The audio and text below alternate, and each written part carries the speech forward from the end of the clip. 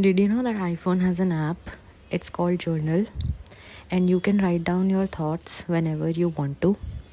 And sometimes it asks you a question. So I happened to click on it just like that today, and I came across an entry that I had put from August. So the question that the app asked me was, what is your best quality? And do you know if other people know that about you? Now, from the entry that I did in August, the answer was that my best quality is my availability. And the answer to the second part of the question, which was, do others know that about you, was I answered that yes. Now, now I'm exploring that question again, and I would just say that yes, my availability is one of my best qualities. And do other people know that about me? I think so, yes. I think that when I show up for them in any kind of support that they need or want, I'm there. But the question that I'm asking myself now is, where does this need to be available for others come from? And I'm trying to reflect and come up with a concrete answer. I think that the need to be available for others comes from the fact that I know what it feels like when people were not available for me in my time of need. And there have been quite a few incidents in my life where I genuinely felt like I don't have a lot of support, or I am not getting the kind of support that I deserve in that exact moment. And I'm sure that a lot of you may have had those experiences as well. And in every dynamic that is there, whether it be platonic, romantic, or family one, there's always a there's always an expectation, right? There's always that expectation that this person will be there for me in my time of need. And I also realize now, upon reflecting about those incidents, that I made it all about myself, not about that other person, because that other person or people, since I said incidents, they had genuine reasons back then where they told me that they weren't going to be available for me. And I ended up feeling disappointed because obviously expectations leads to disappointments. And I ended up resenting them as well for a while because it was, in my opinion, like back then, it was a bad thing that they did.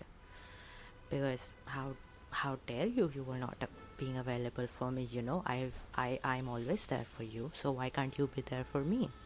And I also think that as I reflect on the friendships that I have right now, there are expectations, but there aren't expectations where the other person has to do this. There is no force, there shouldn't be any force. And I'm also trying to let go of that inner people pleaser where I have to be available for that person, where I have to just emphasize that I am there for that person. Because being there for someone should come from a place of love and concern, and it should be handled with care. It should not be about scorecards, it should not be about who was there more or who was there less. Everyone has a different way of showing up for you, everyone has a different way of supporting you. Some people do it behind the scenes, some people do it in front of you. And that is what makes a friendship so beautiful. It's two people, two different people coming together.